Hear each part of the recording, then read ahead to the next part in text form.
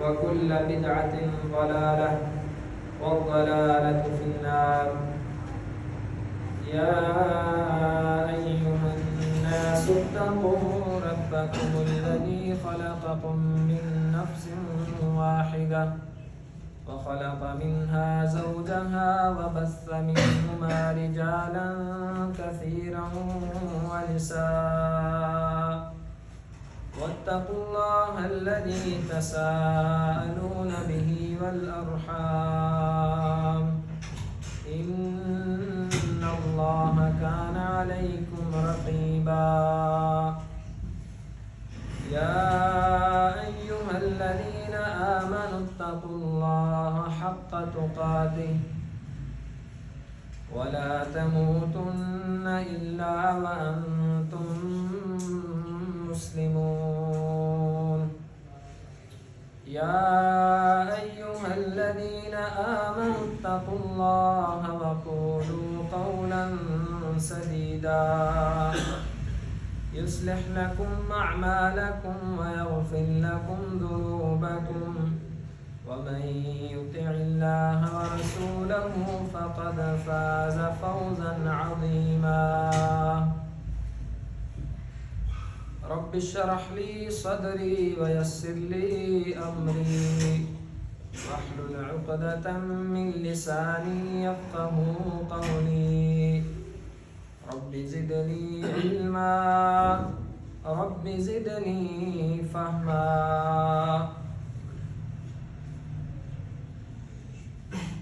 احباب ذی وقار، اللہ سبحانہ و تعالی نے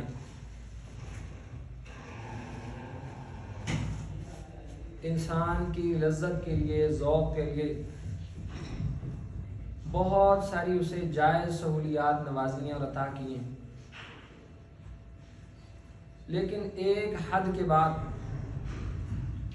خواہشات کو اور شوق کو، جب وہ حد اللہ سبحانہ و تعالیٰ کی نافرمانی میں انسان کو لے جائے، اس کو انتہائی مذموم اور بار بار قرآن حکیم میں اس کی تردید کی ہے، وہ ہے خواہش نفس کی، انسان کے نفس کی خواہشات۔ جناب عبداللہ بن عباس فرماتے ہیں کہ اللہ سبحانہ و تعالیٰ نے قرآن حکیم میں جس مقام پر بھی ہوا مطلب خواہش نفس، جس مقام پہ بھی ہوا کا ذکر کیا ہے اس کی مذمت ہی کی ہے، کسی جگہ اس کی تعریف نہیں کی۔ ایک نہیں 20 مقامات پہ قرآن حکیم میں ہوا، خواہش نفس، اس کا بار بار تذکرہ ملتا ہے، بلکہ بہت سارے مقامات پہ اللہ سبحانہ و تعالیٰ نے جہاں وحی کے علم کی، وحی کے نور کی بات کی، تو اس کے مقابلے میں خواہش نفس اور ہوا آ کے کھڑی ہوتی ہے۔ جہاں فرمایا کہ ہمارے انبیاء وحی لے کے آئے اور پھر لوگ اپنی خواہشات کی پیروی کرنے لگ گئے اور وحی کا انکار کر دیا، اتنی مضموم چیز۔ اور شاید ہمارے لیے اس بات میں بڑی رہنمائی ہوگی کہ ہمیں کس حد تک اپنی خواہشات کو رکھنی ہے اور کس زاویے کے بعد یہ خواہشات مضمون اور جرم قرار پاتی ہیں۔ اللہ رب العزت نے قرآن حکیم میں سورۃ الجاثیہ میں فرمایا وَلَوِ اتَّبَعَ الْحَقُّ أَهْوَاءَهُمْ لَفَسَدَتِ السَّمَاوَاتُ وَالْأَرْضُ وَمَنْ فِيهِنَّ بَلْ آتَيْنَاهُمْ بِذِكْرِهِمْ فَهُمْ عَنْ ذِكْرِهِمْ مُعْرِضُونَ۔ اگر حق ان لوگوں کی خواہشات کی پیروی کرنے لگ جائے، حق اللہ اس کے رسول کی بات، اسلام، اگر حق ان لوگوں کی خواہشات کی پیروی کرنے لگ جائے پھر تو زمین میں فساد مچ جائے، بلکہ اللہ سبحانہ و تعالیٰ نے ان کے لیے بہت زیادہ نصیحتیں دیتی ہیں، لیکن یہ لوگ نصیحتوں کو قبول کرنے والے نہیں۔ یعنی خواہش نفس اتنی مضمون چیز ہے، اتنا بڑا جرم ہے۔ آپ خود دیکھیں اگر اس دنیا میں ہر شخص اپنی خواہش کے مطابق چلے تو دنیا میں کوئی نظام باقی رہے گا؟ ہر ایک کی اپنی مرضی ہوگی. بلکہ اگر کسی ایک گھرانے میں، ایک سسٹم میں، ایک ادارے میں بہت سارے لوگ کسی ایک آرڈر کے تابع نہیں ہوتے تو وہ نظام کبھی بھی نہیں چلتا. کسی ایک نظام کے تابع ہونا پڑتا ہے، ہر ایک کو اپنی خواہش دبانی پڑتی ہے، پھر نظام اچھے طریقے سے چلتا ہے، ورنہ چل ہی نہیں سکتا. تو اگر ہم ان لوگوں کی خواہشات کے پیچھے لگ جائے تو پھر آپ دیکھیں گے کہ زمین میں فساد مچ جائے. اگر پوری زمین میں صرف خواہش نفس کی پیروی کرنے سے فساد مچ جاتا ہے، کیا خیال ہے آپ کی اور میری زندگی میں بہت بڑے بڑے فسادات کی صرف وجہ یہ کہ ہم کہیں نہ کہیں اپنی خواہش کی پیروی کر رہے ہیں. اور انسان یقیناً تب ہی گناہ کی طرف جاتا ہے، اپنے رب سبحانہ و تعالیٰ کی نافرمانی اور معصیت کی طرف جاتا ہے، جب وہ اپنی خواہش کی پیروی کے پیچھے لگ جاتا ہے. جب تک وہ اللہ اور اس کے رسول صلی اللہ علیہ وسلم کے اطاعت اور پیروی اور فرما برداری میں کھڑا ہوتا ہے، کبھی بھی وہ اپنی خواہش نفس کی پیروی نہیں کرتا. نبی صلی اللہ علیہ وسلم نے فرمایا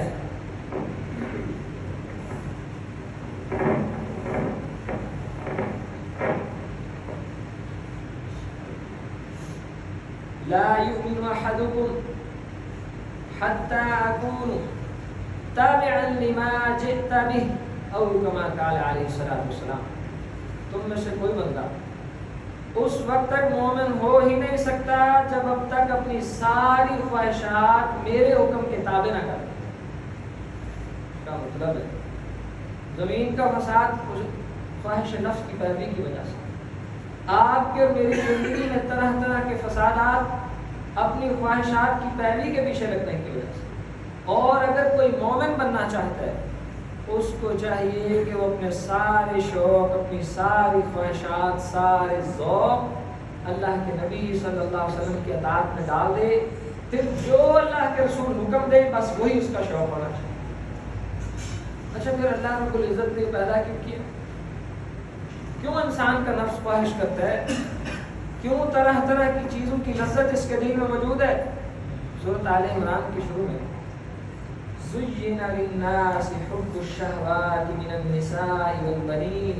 ایک لمبی فہرست کہ ہم نے انسان کے لیے یہ طرح طرح کے شوق، خواہشات نفس، عورتیں، گھوڑے، مال، سونا، چاندی، ایک لمبی فہرست ذکر کرنے کے بعد فرمایا یہ ہم نے تمہاری آزمائش کے لیے بنایا ہے.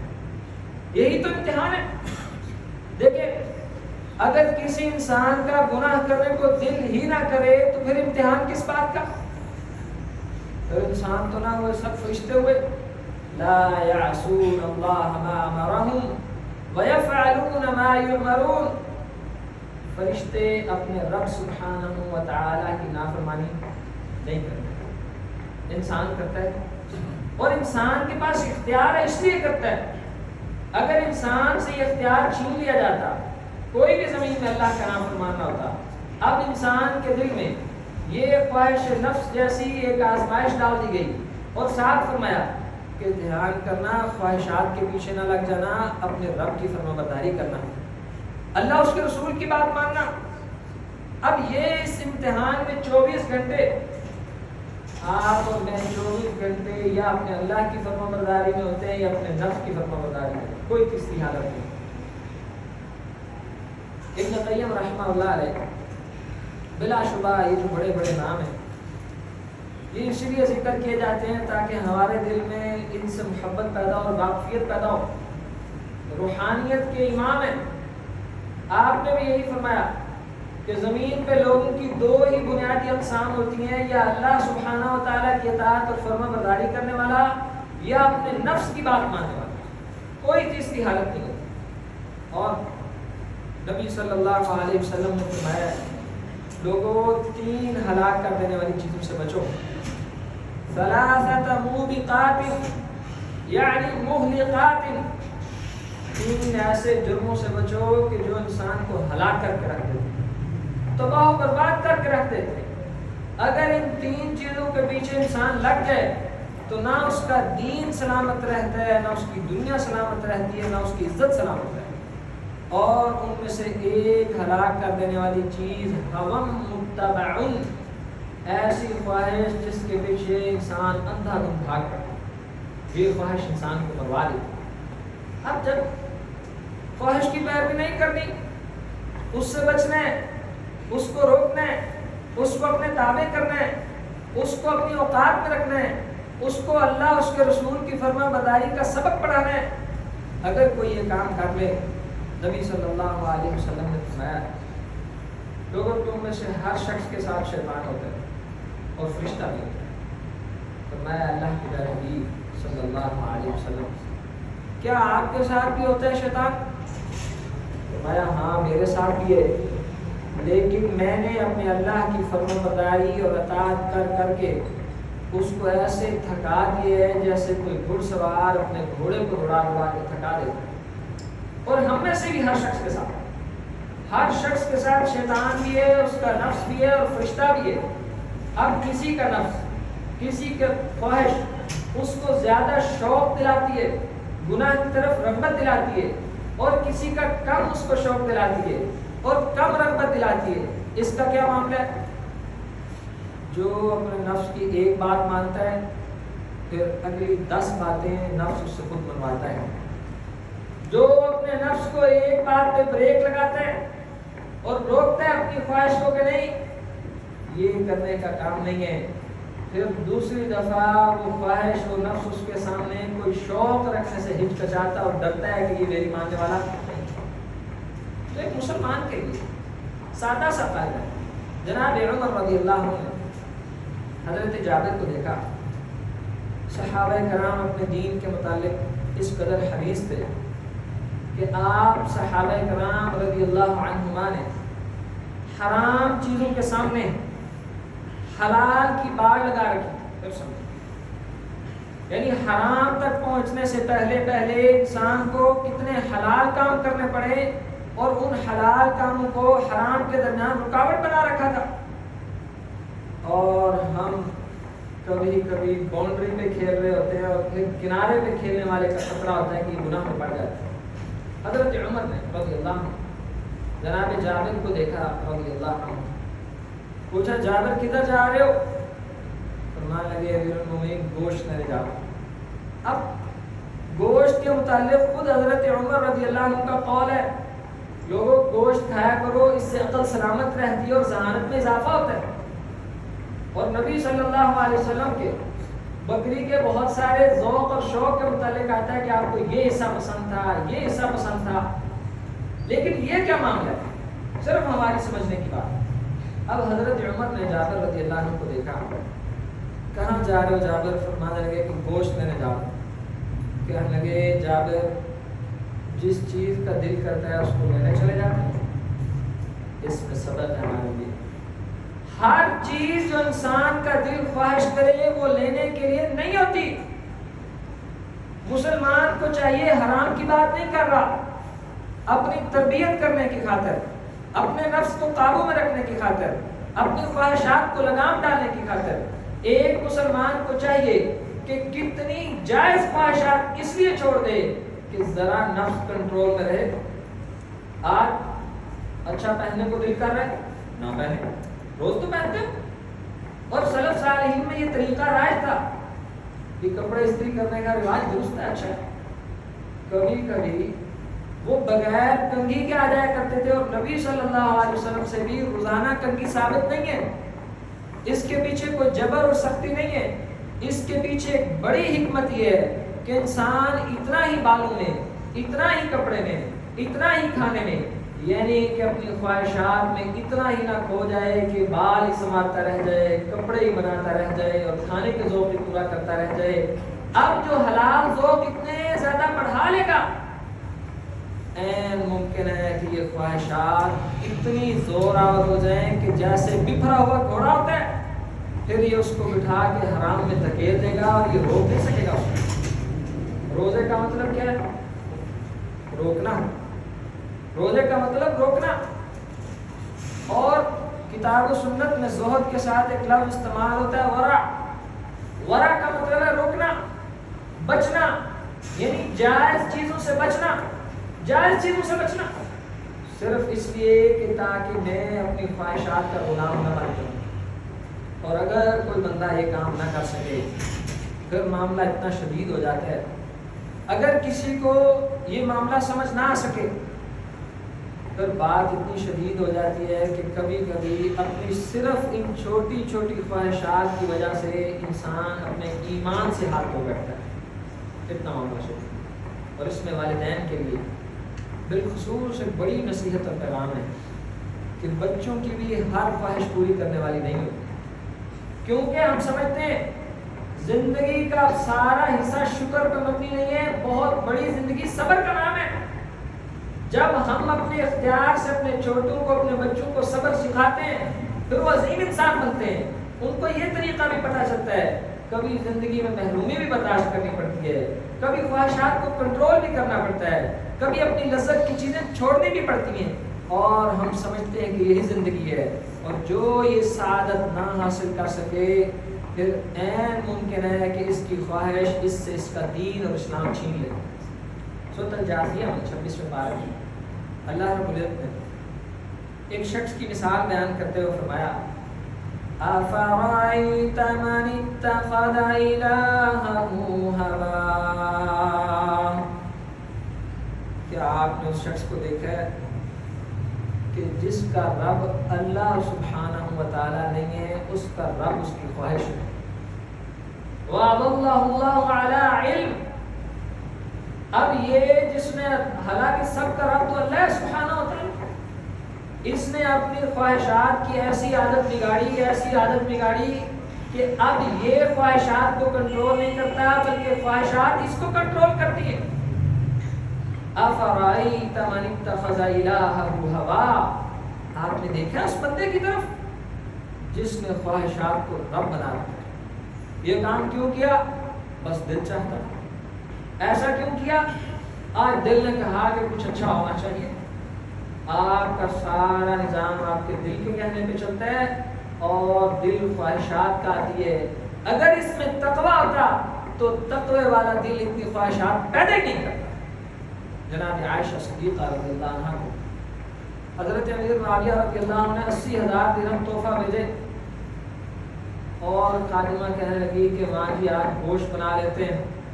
فرمانے لگی کہ آپ مجھے پہلے یاد کرواتی، میں نے تو سارا اللہ کے راستے میں صدقہ خرچ کیا. جب دل میں تقویٰ پروان چڑھا ہو تو خواہشات منہ زور نہیں ہوتے. خواہشات مثلا اب روزہ رکھنا کتنی بڑی قربانی ہے، کتنی بڑی مشقت ہے. اب ایک شخص نے اپنے مزاج کو، اپنی خواہشات کو، اپنی طبیعت کو ڈھالا ہی ایسا ہوا ہے، ضرورت جتنا کھاتا ہے، ضرورت جتنا سوتا ہے، تو بہت لمبے چوڑے اس کے کھانے پینے کے پلان نہیں ہے، اس کے لیے روزہ کوئی بڑی بات نہیں. لیکن جس کا ہر گھنٹہ کچھ نہ کچھ لذت کے ساتھ گزرتا ہے اور جس کے ٹائم ٹیبل بدل کے پھر کھانے پہ ختم ہوتے ہیں، اس کے لیے یہ انتہائی بڑی مشقت اور مصیبت ہے. معاذ اللہ. تو جو شخص اپنی خواہش کو قابو نہ کر سکے پھر یہ خواہش اس کے رب بن جاتی ہے. معاذ اللہ. اور پھر انسان کے لیے اذیت کی بات یہ ہے کہ اس کا علم اس کے کچھ کام نہیں آتا. وَأَضَلَّهُ اللَّهُ عَلَىٰ عِلْمٍ. علم ہونے کے باوجود پھر وہ گمراہ ہو جاتا ہے. اور پھر اس کو اور مصیبت کیا ملتی ہے؟ اللہ سبحانہ و تعالیٰ نے یہ آنکھیں دیکھنے کے لیے، کان سننے کے لیے، دل سمجھنے کے لیے بنائے، لیکن ایسے شخص کے متعلق فرمایا وَخَتَمَ عَلَىٰ سَمْعِهِ وَقَلْبِهِ وَجَعَلَ عَلَىٰ بَصَرِهِ غِشَاوَةً. اللہ نے اب اس کے کانوں پہ مہرے لگا دیے اور دل بند کر دیے، سمجھنے کی صلاحیت نہیں رکھتا، اور اس کے آنکھوں کے اوپر پردے ڈال دیے. اب یہ اتنا خواہشات کا عادی ہو چکا ہے کہ اسے کوئی بات سمجھ نہیں آتی.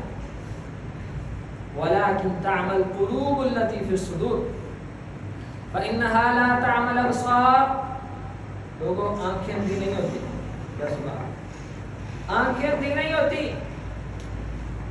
بلکہ دل اندھے ہو جاتے ہیں جو سینوں میں موجود ہے. اللہ سبحانہ و تعالیٰ کا فرمان ہے.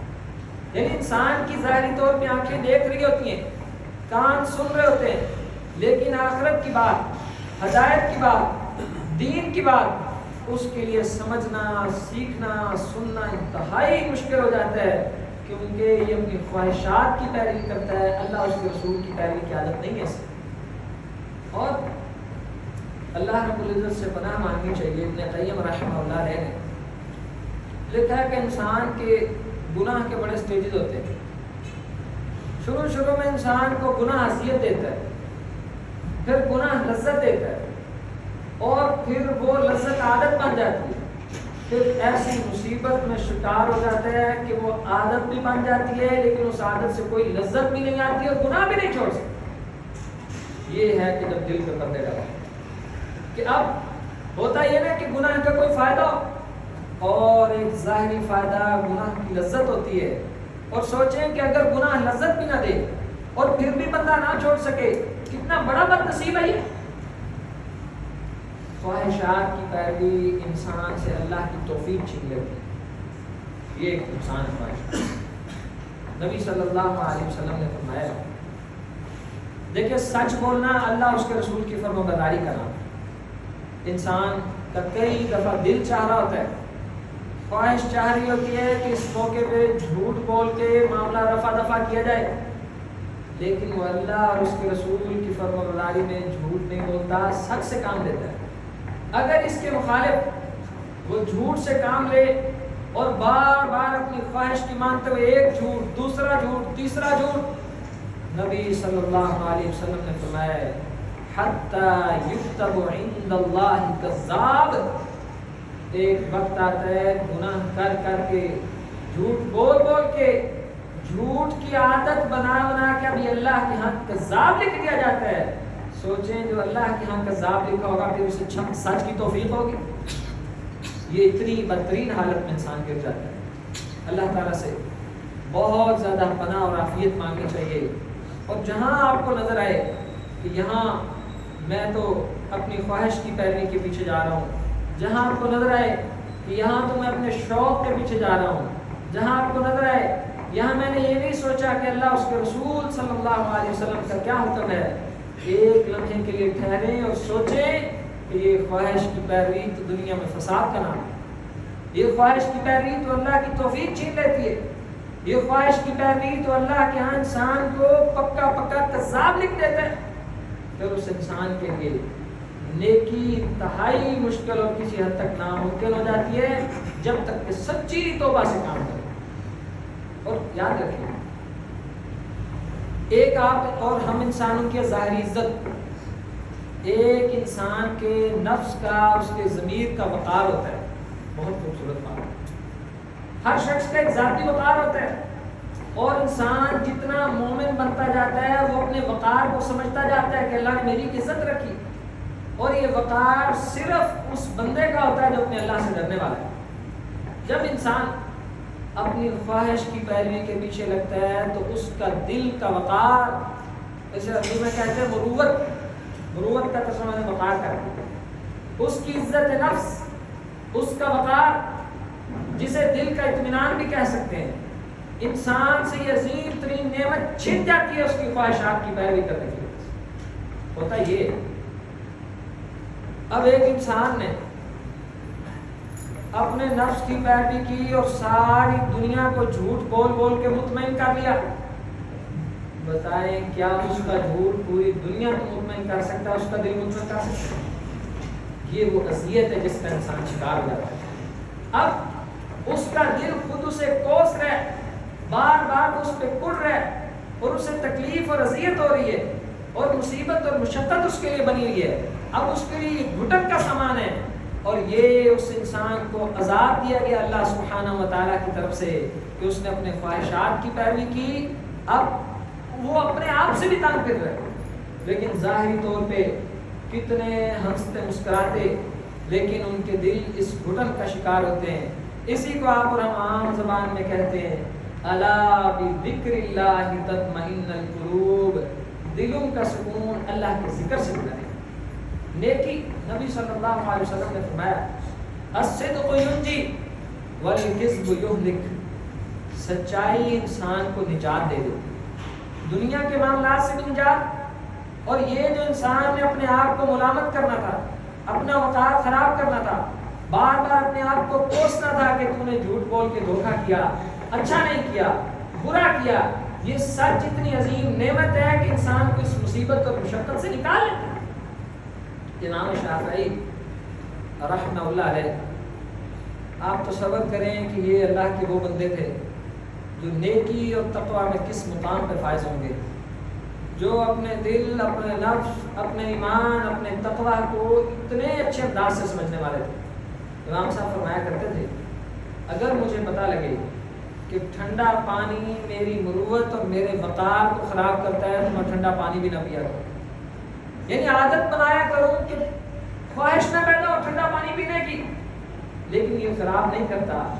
ہر مومن بندہ اپنے اوپر ایسے پہرا دیتا ہے کہ کون سی چیز میری طبیعت کو خراب کرتی ہے، کون سا چور دروازہ ہے، اور یاد رکھیں شیطان کا انسان میں داخل ہونے کا سب سے بڑا چور دروازہ اس کے اندر یہی خواہش نفس والا دروازہ ہے کہ اس میں خواہش پیدا کرو، اور پھر اس خواہش کے ذریعے وہ جس مرضی گناہ کے راستے پہ چلا جائے۔ اور مومن اپنے دشمن کو پہچانتا ہے، کوئی شخص بھی دشمن کا تسلط پسند نہیں کرتا، اور شیطان نہ صرف آپ کا میرا بلکہ ہمارے رب کا بھی دشمن ہے، اللہ کا دھتکارا ہوا ہے۔ ہم کیسے پسند کر سکتے ہیں کہ اس شیطان کو اپنے اوپر غلبہ آنے دیں؟ اگر غلبہ آنے کی کوئی صورت ہے تو وہ یہی ہے کہ انسان اپنے نفس کی خواہشات کے پیچھے لگے، اس کے علاوہ کوئی صورت نہیں جس سے شیطان بندے کے اوپر غلبہ حاصل کر سکتا ہے۔ اور اللہ رب العزت سے جب تک انسان عافیت اور سلامتی مانگتا رہے تب تک ممکن ہے کہ بچ جائے، ورنہ انسان، ہم ہر خطبہ جمعہ میں پڑھتے ہیں من شرور انفسنا، اللہ ہمیں ہمارے نفسوں کے شر سے بچا، اتنا شدید حملہ ہوتا ہے، اور ایک دوسرے کے شر سے بھی بچا۔ جب تک اللہ سبحانہ و تعالیٰ بندے کو نہ بچائیں تو بندہ بچ سکتا۔ اس کے لیے ایک عظیم ہتھیار ہے، انسان کو چاہیے اپنے اذکار کو لازم پکڑے، ان کا بہت زیادہ اہتمام کرے، اور اللہ کے حضور کثرت سے دعائیں کرے، توبہ استغفار کرے۔ قرآن حکیم میں دو ایسی مثالیں ہیں جو انتہائی خطرناک ہیں، اور ایسی کسی چیز کے متعلق کم ہی مثال بیان کی گئی ہے، اور دونوں مثالیں جانور کی مثالیں ہیں، ایک گدھے کی مثال اور دوسری کلب کتے کی مثال۔ اب ان دونوں مثالوں میں انسان کا جرم یہ ہے کہ اس نے نفس کی خواہشات کی تعریف۔ اللہ کے نزدیک انسان اتنا حقیر ہو جاتا ہے اس غفلت سے کہ اللہ سبحانہ و تعالیٰ نے سورۃ الاعراف کے اندر فرمایا کہ ہم چاہتے تھے وَلَوْ شِئْنَا لَرَفَعْنَاهُ بِهَا وَلَكِنَّهُ، اگر ہم چاہتے تھے کہ اس کو زمین سے اٹھا کے عزت نوازیں، اس کی شان بڑھائیں، دنیا بھی اس کی عزت کرے، اور یہ خود اپنے وقار سے بھی اپنے آپ کو مطمئن سمجھے کہ میں ایک اچھا انسان ہوں، لیکن یہ اپنی خواہشات کے پیچھے لگ گیا۔ فَمَثَلُهُ كَمَثَلِ الْكَلْبِ، اب اس کی مثال ایسے ہے جیسے کتے کی مثال۔ اور آج کے دور میں الحاد کا فتنہ، atheism, universities, colleges, media, Europe, Pakistan, الحاد کے فتنے کی ایک بڑی وجہ ہے کہ لوگ اپنے نفس کی خواہشات کے پیچھے لگتے ہیں، پھر گناہوں کی دلدل میں پھنستے ہیں، پھر گناہ عادت بن جاتے ہیں، پھر اتنے دور نکل جاتے ہیں کہ انہیں یقین ہو جاتا ہے کہ اب رب کی طرف سفر ممکن نہیں ہے، پھر رب کا انکار کر رہے ہیں۔ الحاد کی بنیاد کی قرآن شناس۔ اللہ سبحانہ و تعالیٰ ہمیں عافیت میں رکھے، ہمارے لیے خیر، عافیت اور سلامتی کے راستے آسان کرے۔ ھذا ما کان عندی واللہ اعلم بالصواب وما توفیقی الا باللہ۔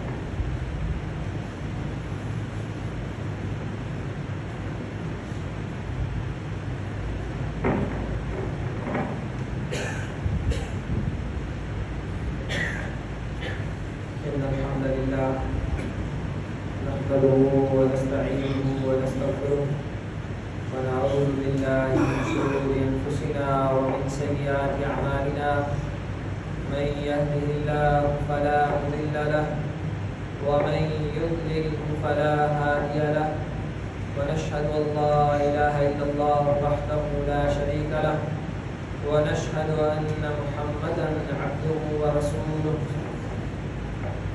حضرت ابو درداء رضی اللہ عنہ فرماتے ہیں انسان جب صبح کرتا ہے تو دو چیزوں کی روزانہ آپس میں لڑائی اور جھگڑا ہوتا ہے.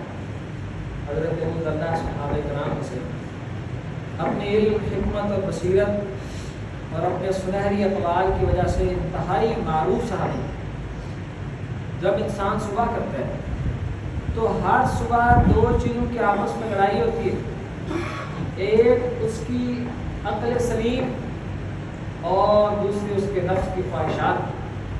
اور اگر اس کی عقل غالب آ جائے تو سارا دن اچھا گزرتا ہے، اور اگر اس کی خواہشات غالب آ جائیں تو اس کا سارا دن تباہ ہوتا ہے. دیکھیں یہ سارے ہمیں اپنی زندگی کے معاملات اور مسائل پتہ چلانے کا ایک ہی طریقہ ہے، وہ یہ ہے کہ اللہ کے دین کا علم حاصل کیا جائے، سیکھا جائے کہ یہ کیا معاملہ ہے.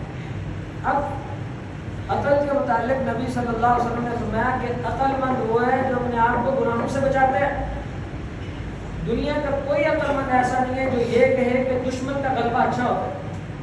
دنیا کا کوئی عقل مند ایسا نہیں ہے کہ جو یہ کہے کہ جنت کی جگہ جہنم اچھی ہوتی ہے، آگ اچھی ہے، نعمتیں بری ہیں. دنیا کا کوئی عقل مند ایسا نہیں ہے جو یہ کہے کہ گناہوں میں لپٹا ہوا بد کردار آدمی اچھا ہوتا ہے. بلکہ ہر عقل مند آدمی یہ کہتا ہے کہ جنت اچھی ہوتی ہے، پھول اچھے ہوتے ہیں، نیکی اچھی ہوتی ہے، اچھا کردار اچھا ہوتا ہے. اب یہ عقل اور خواہشات کا یہ مقابلہ زندگی بھر چلتا رہتا ہے. جتنی انسان اپنی اس عقل کو اللہ اور اس کے رسول کی تعلیمات سے مزین کر لے اتنا انسان عقل مند ہوتا جائے. نبی صلی اللہ علیہ وسلم نے فرمایا جو شخص یہ چاہتا ہے کہ اس کی عقل درست ہو جائے، ذہن سلامت رہے، اللہ اس کو بصیرت سے نوازے، حکمت اور دانائی اس کا زیور بن جائے، نمبر 1 اس کو چاہیے گناہوں سے بچے، اور دوسرا نمبر علم سے انسان کو حکمت اور دانائی دی جاتی ہے. اور تیسری بات نبی صلی اللہ علیہ وسلم نے فرمایا عقل مند بندہ وہ ہے جو اپنے گناہوں، نفس کو گناہوں سے بچا کے آخرت کی تیاری کرتا ہے. اگر لوگ عقل مند بننا چاہتے ہیں تو یہ دانائی کا رستہ ہے، کیونکہ اس کائنات میں سب سے دانا و بینا شخصیت جناب محمد رسول اللہ صلی اللہ علیہ وسلم. اب عقل مند کے ہم نے پچھلے خطبہ محرم الحرام کی فضیلت کے اوپر بات کی.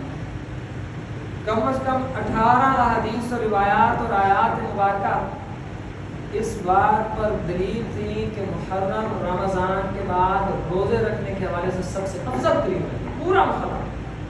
اور حضرت علی رضی اللہ عنہ اور جناب ابو موسیٰ اشعری رضی اللہ عنہ ان کے متعلق آتا ہے، آپ فرماتے کہ سب سے زیادہ محبوب ترین روزہ ہمارے نزدیک عاشورہ 10 محرم کا ہوا کرتا ہے.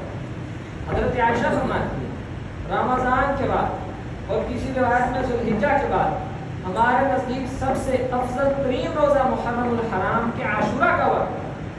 اور نبی صلی اللہ علیہ وسلم نے اس کی فضیلت میں بہت ساری روایات ہیں. پاکستان میں کل 9 اور پرسوں 10 ذوالحجہ ہے.